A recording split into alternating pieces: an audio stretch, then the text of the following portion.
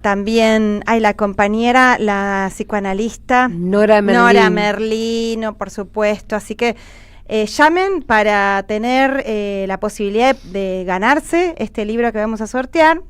Y ya saben que el que gane el libro lo va a retirar por la librería Badaraco, que queda en la avenida Entre Ríos 921 de la ciudad de Buenos Aires. Y le agradecemos mucho a Jorge Gurbanov de la editorial Peñalillo Continentes, que el libro es de esa editorial y es que nos acerca para poder sortearlo. Así que ahora, sin más, después hacemos más comentarios de toda la tremenda semana que tuvimos en Argentina y en el mundo, pero ya tenemos a un entrevistado. Sí. ¿Querés presentarlo, Atilio? Sí, tenemos a Manolo Monereo en línea. Manolo es español, es abogado, es politólogo, analista internacional y gran amigo. Manolo, buenas noches allá en España. ¿Cómo te va? Hola, ¿qué tal? ¿Cómo andamos? Muy bien, Toda la vida. Muy bien, muy a gusto de escucharte y tenerte acá en nuestro programa, porque como te había anticipado, quería que nos dieras un panorama, cómo está el tema de la guerra en Ucrania en este momento, porque prácticamente eso ha desaparecido de los grandes medios y hay un interés muy grande en saber qué es lo que está pasando.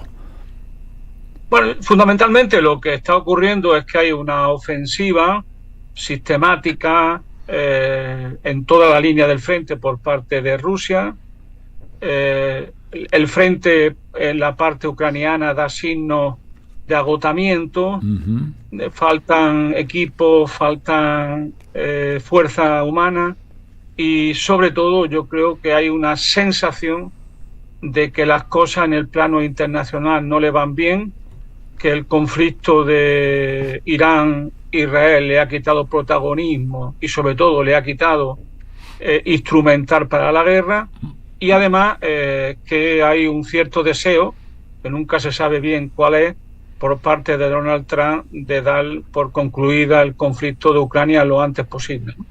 Pero ahí se encuentra con varios problemas, ¿no? El primer problema es que la Unión Europea, por razones internas y externas, está empeñada en continuar la guerra, cueste lo que cueste en Ucrania.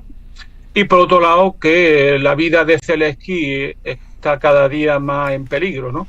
Cuando digo la vida, estoy hablando de la vida, ¿no? No solamente su posición política, sino su propio físico y su propio proyecto personal, ¿no? Porque en Ucrania hay cada vez más la sensación de que ha fracasado, de que no tiene un liderazgo capaz de afrontar los nuevos retos que está planteando la ofensiva rusa, y por lo consiguiente hay un momento muy delicado por parte de Europa, por parte de Zelensky y, como siempre, esta posición ambigua en la que juega siempre Donald Trump, ¿no? Claro. Justamente esta semana, hola, ¿qué tal? Habla Telma Luzani. Esta semana hubo un encuentro de la OTAN en La Haya y llamó la atención porque Zelensky vistió de civil, no fue de militar. Esto se interpretó de alguna manera como algo como lo que usted decía, de que le van muy mal las cosas. Y a propósito quería preguntarle, ¿cuál es la posición de España en relación a la OTAN? Parece que hubo algunos encontronazos con Donald Trump. Bueno, el gobierno de Pedro Sánchez está pasando por un momento muy grave, porque a la ofensiva por tierra, mar y aire de las derechas unificada española ha aparecido un caso claro de corrupción en el aparato del Partido Socialista y en el gobierno. Claro, esto ya es lo único que le faltaba a Pedro Sánchez para tener enorme dificultad. Y por otro lado, porque Pedro Sánchez ha ido buscando siempre una especie de línea de mal menor, de buscar un acuerdo personal político con respecto a la cumbre de La Haya con el señor Rutte, con el secretario general de la OTAN, que podemos llamarlo ya mayordomo general del señor Donald Trump, ¿no? Claro. Nunca se ha visto un pelota tan grande en esta historia como la de este hombre, que le llama papá a Donald Trump, y que está dispuesto, como ha dicho hoy una conocida periodista española, a limpiarle el sable, en un sentido muy general. Entonces, desde esa perspectiva, lo que ha ocurrido es muy simple. Por un lado, Pedro Sánchez ha tenido que aceptar el 5% que se le obliga de rearme por parte de España, y por otro lado ha intentado buscar una salida político-personal que no le ha sido viable.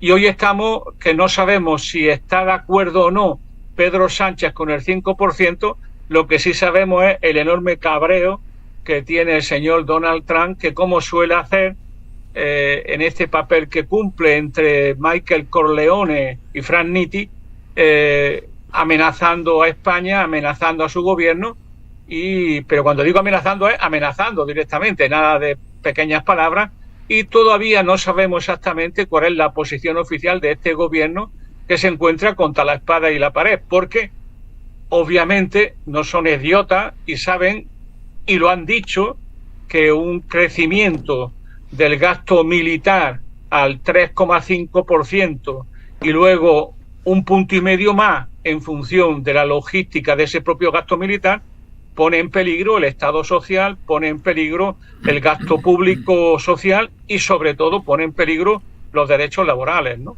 Eso lo ha dicho Pedro Sánchez, y ahí estamos, que por un lado Pedro Sánchez dice todo esto, por otro lado ha firmado el 5%, y estamos, como dicen los italianos, inmersos del guado. Estamos en mitad del río y no sabemos si vamos o venimos. Claro. Ahora, de todas maneras, Sánchez ha dicho en reiteradas ocasiones que él no tiene condiciones de pasar a un 5% sin producir un descalabro del Estado social, que por cierto se encuentra ya en una situación un poco delicada en España, ¿verdad, Manolo? Claro, sin duda. Es decir, ahora mismo hay muchas dificultades para mantener un cierto nivel en ese estado del bienestar, básicamente en dos rubros fundamentales. Uno es el gasto en educación y el otro es sobre todo el gasto sanitario, que después del COVID ha quedado muy afectado y han aparecido agujeros negros de gran nivel, ¿no? Eso hace que la situación de nuestro estado del bienestar sea más bien raquítica, y si encima se le obliga al gobierno español a un incremento prácticamente del doble ya del gasto militar en pocos años, esto ya significaría el fin del estado del bienestar que conocemos, aparte de una creciente militarización, no solo de las relaciones sociales, sino también de la propia sociedad española, que ya los signos que dan las derechas unificadas van por ese lado, ¿no? Ahora, dime una cosa, acá, ¿qué alternativas de salida podría haber? Por ejemplo, la disolución del Congreso y llamado a nuevas elecciones, ¿o tiene margen Pedro Sánchez aún con la coalición que tiene ahí en el Congreso poder manejar como para evitar un voto de confianza que resulte negativo y que lo obligue a renunciar? Bueno, el margen de maniobra de Pedro Sánchez depende de hasta dónde lleguen los casos de corrupción, ¿no? Ajá. Y no lo sabe. Es decir, ahora mismo hay una investigación abierta, siguen apareciendo audios, siguen apareciendo señales y datos indiciarios de delito, y eso tiene al gobierno muy preocupado porque no sabe el nivel real de corrupción y lo que la policía y el aparato judicial tiene sobre esa propia corrupción. Ese es el primer lado. Eso significa que los próximos meses, cuando volvamos de vacaciones allá en septiembre, nos vamos a encontrar con una noticia diaria de corrupción, que eso no lo soporta casi ningún gobierno en condiciones democráticas.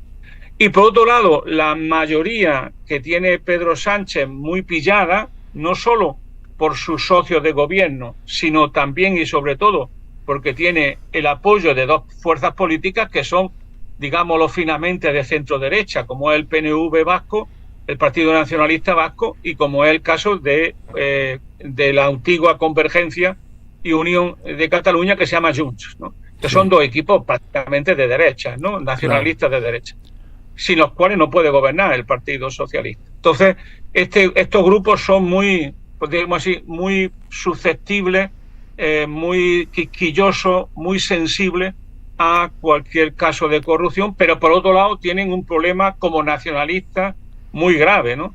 Que es que las derechas, si llegan al gobierno, se encontrarán ellos que va a haber una ofensiva muy fuerte, recentralizadora, y contra las propias derechas y contra el propio nacionalismo vasco y catalán, ¿no? Fundamentalmente. Conclusión, que estamos en una situación muy complicada, que no sabemos dónde va a ir Pedro Sánchez, cuáles son sus movimientos y sobre todo porque le ocurre por primera vez un problema que no tenía antes, ¿no? Que es que tiene crisis interna y crisis en sus relaciones con el señor que manda, con Donald Trump y con la mayoría de la OTAN, que ha tomado un camino muy serio de refundación de la Unión Europea en clave militarista. Claro. No sé si se sabe muy bien por ahí lo que va a significar esto que estamos viviendo. Esto que estamos viviendo significa una salida en clave militarista de la crisis de la Unión Europea, la búsqueda desesperada de un enemigo que justifique la militarización y el intento más o menos firme de una reindustrialización, sobre todo de Alemania y de su núcleo, en base a la industria militar. Pero hay un pequeño problema que siempre se olvida, que es que el mayor ganador del rearme en Europa es Estados Unidos. Claro. Es decir, Europa está pagando un impuesto revolucionario, por decirlo así, un impuesto revolucionario a Estados Unidos para que Estados Unidos salga de su crisis, para que supere sus déficits fiscales gemelos y sobre todo para que se reindustrialice su aparato militar. Entonces, estamos viviendo una paradoja. Por un lado, Europa intenta militarizarse y ganar peso político-militar, y por otro lado, el gran beneficiario de ese peso es Estados Unidos. Por lo tanto, cualquier idea de una autonomía estratégica de Europa es una pura eslogan propagandístico, ¿no? Cada vez más. Estamos hablando con Manolo Monereo. Él es politólogo español, es exdiputado también por Podemos entre 2016 al 2019. Telma Luzzani te quiere hacer una pregunta, Manolo. Sí, Manolo, te quería hacer una interpretación, a ver si pensás que es correcta o no. Hablabas de este tema de corrupción contra en el interior del partido y del gobierno. La primera pregunta es si se trata de un caso de lawfare, si vos pensás que se trata de un caso de guerra judicial en el que quieren acorralar a el presidente Sánchez, Pedro Sánchez. Y la segunda es que justamente, siendo como es, la pregunta es si es un personaje incómodo para esto que estás contando, que planifica para sí misma la Unión Europea, la militarización, etcétera, etcétera. Yo que la segunda cuestión tiene que ver con la primera, ¿no? Sí. En lo siguiente, ¿no? Pedro Sánchez ha dejado de ser útil, ya ha cumplido su papel. Estamos en un momento radical de cambio en el mundo, en Europa para peor, clarísimamente para peor. ¿Eso qué significa? Eso significa que Pedro Sánchez, que antes era aceptado más o menos, cumplió un cierto papel, que era neutralizar a la izquierda y neutralizar lo que fue el 15M. Pedro Sánchez ha conseguido neutralizar todo eso a su favor y por lo tanto debilitar enormemente a la izquierda real del país. Pero por otro lado, en el momento actual, lo que podemos llamar las posiciones de mal menor de Pedro Sánchez, su guiño al electorado de izquierda, ya le parece excesivo para los que tienen el poder y no se presentan a la elección. Y desde hace tiempo van a por él. Y hay casos clarísimos de lawfare, es decir, hay un caso clarísimo de insurrección, lo diría así, del Poder Judicial contra el Poder Ejecutivo, como ha ocurrido en otros países y ustedes conocen bien en América Latina. Claro. Y eso lo hay claramente. ¿Dónde está el problema? Que hay una base objetiva ya, que es la corrupción. Entonces, la corrupción era lo que estaban buscando para que funcionara el acoso y derribo contra este gobierno. Que ya he dicho, no porque sea especialmente de izquierda, ni porque haga política muy de izquierda, no, simplemente porque ahora hace falta mano dura, ahora hace falta cuestionar el estado del bienestar, ahora hace falta cuestionar las libertades, ahora hay que dedicar mucho dinero para conseguir incrementar los beneficios de las grandes empresas y las grandes corporaciones. Y por lo tanto, ese papel ya no lo puede cumplir Pedro Sánchez, lo tienen que hacer las derechas, que aquí será una derecha, por decirlo así, paragonable con la derecha europea, y una extrema derecha que en España sigue creciendo en torno a Vox, que será el aliado estratégico de esas derechas. Y por lo tanto el país girará su eje de gravedad mucho más a la derecha, y en esas posibilidades la situación que tiene Pedro Sánchez en este momento es de bloqueo. Él bloquea la situación porque si mañana hubiese elecciones ganarían por mayoría absoluta las derechas. Dios, qué panorama, Manuel. Ya que mencionás, ya estás diciendo, ¿no? Lo golpeada, se denotan tus palabras, lo golpeada que está lo que podemos llamar la izquierda en su diversidad en España, pero te podrías explayar. Yo tengo dos preguntas para hacerte. Voy primero con esta. ¿Cómo puedes describir a la izquierda, bueno, en su diversidad y también las de las comunidades autónomas y demás? Mira, el problema que tiene este país es que este país vivió una renovación democrática de masas. Esa renovación democrática de masas, que fue el movimiento 15M, el movimiento de los indignados, tuvo un referente político que era Podemos y que luego fue Unidas Podemos. Un referente con más de 5 millones de votos y que llegó a tener más de 70 diputados, ¿no? Yo era parte de esa bancada de los diputados. Es decir, era una izquierda que por primera vez era la izquierda más fuerte de la historia de España desde anterior a la Guerra Civil. Claro. Era una izquierda potente, juvenil, activa.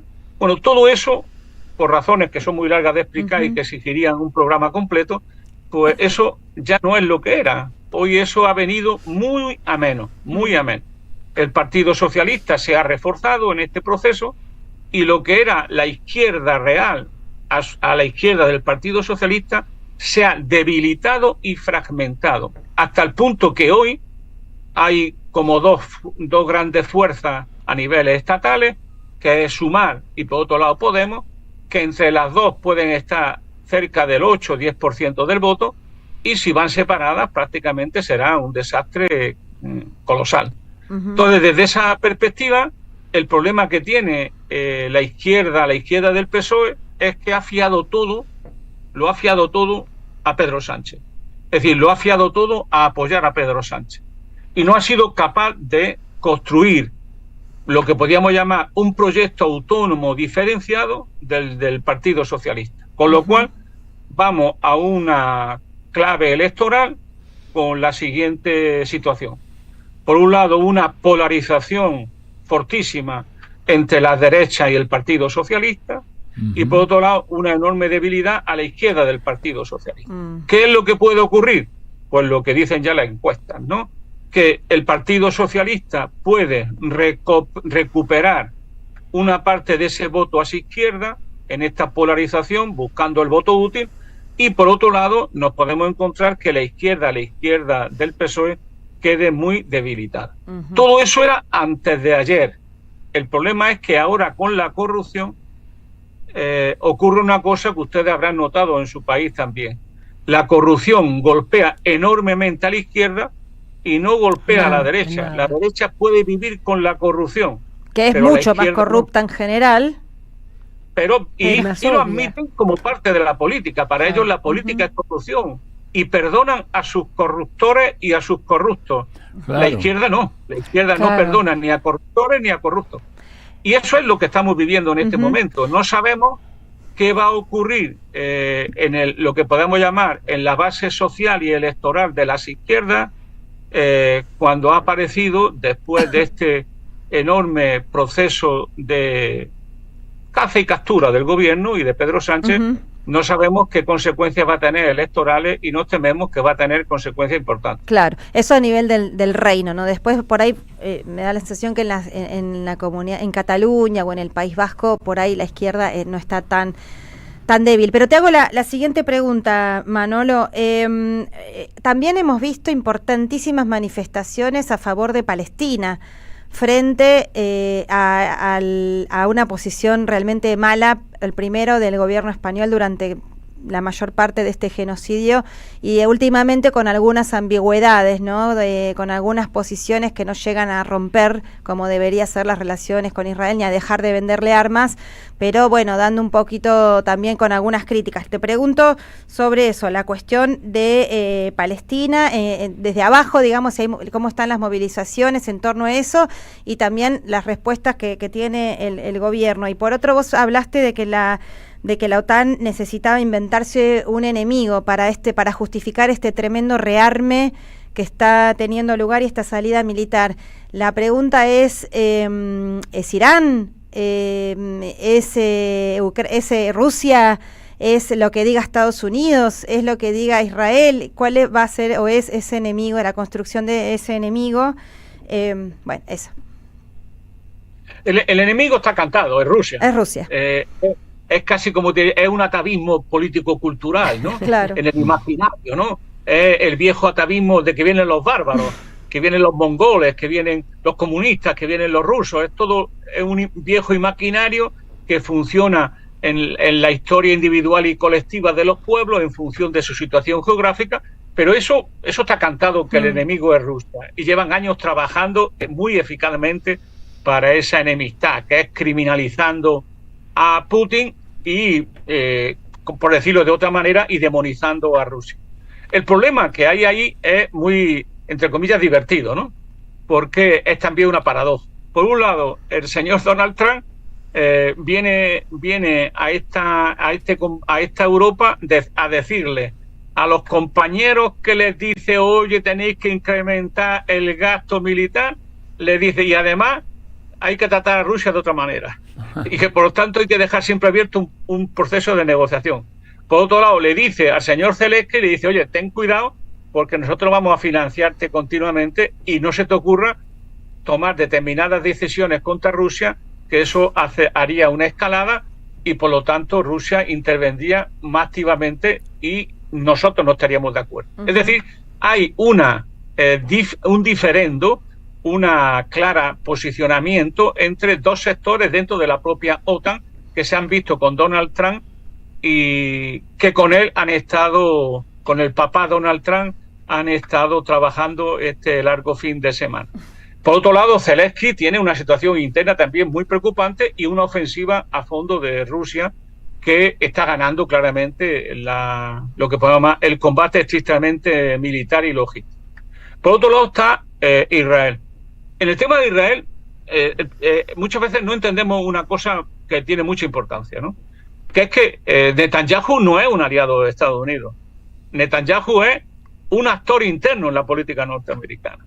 Es decir, Netanyahu es el aliado estratégico, es el referente político y moral de los neocons norteamericanos desde hace 30 años.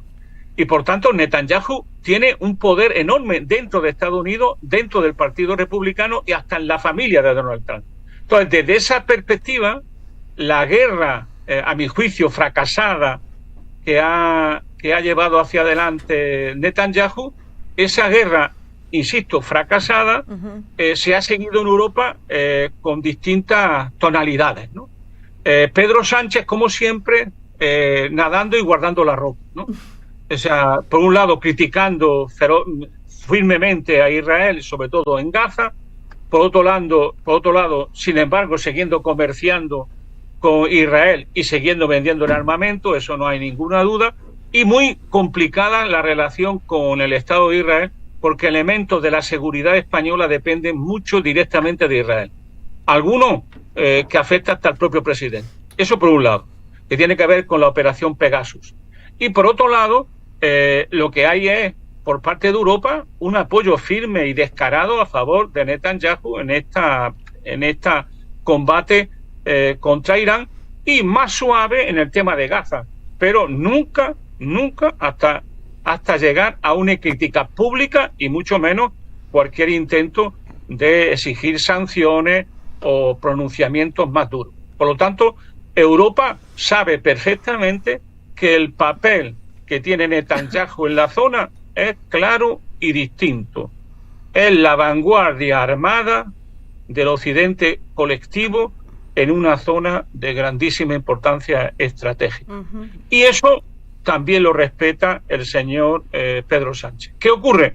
Que en España una de las cuestiones que más nos sorprenden es que siempre ha habido un gran movimiento pacifista en España, un movimiento pacifista de masas. Eso ya no existe, al menos con la fuerza que tuvo en otro momento.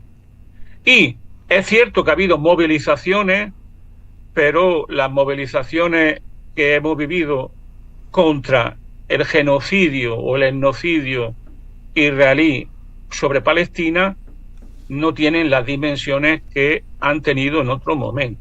Eso es también aquello que yo antes le decía, ¿no? Pedro Sánchez ha cumplido un papel, uno de ellos es neutralizar el conflicto social y a los movimientos sociales, que es siempre la gran paradoja de la socialdemocracia cuando gobierna. Apoya a la oposición social cuando está en la oposición, claro, pero sin embargo, una vez que está en el gobierno, desmoviliza.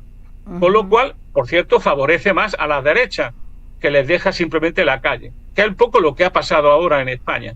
Tenemos un gran proceso de desmovilización social, de desmovilización de la propia izquierda política y cultural, de una ofensiva general de la derecha, en la calle también, y claro, eso hace que vivamos en un momento bastante duro y difícil, porque no se ve salida a una crisis de gobierno previsible y, por otro lado, a una ofensiva de la derecha que, con mucha claridad puedo decir que están en la paralegalidad, cuando no abiertamente en la ilegalidad.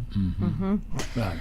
Bueno, me parece que tenemos un panorama muy completo. No sé si acá Telma o Paula tienen una última pregunta breve para Manolo, pero creo que nos ha dado una... No, yo lo único que me sorprende, escuchándolo a Manolo, algunos paralelos con la Argentina en cuanto a la desmovilización, en cuanto a, bueno, por supuesto, esta embestida de la derecha. Nosotros, bueno, ciertamente estamos mucho peor. Y nada, despedirme, ojalá que Pedro Sánchez se ha caracterizado porque se ha salvado varias veces. Es un sobreviviente. Ojalá. Es un sobreviviente nato. Así que tal vez esta vez también encuentre una salida que no sea la de la ultraderecha. A mí me gustaría. Lo que ocurre es que cualquier salida por parte del actual gobierno tendría que ser muy claramente hacia la izquierda.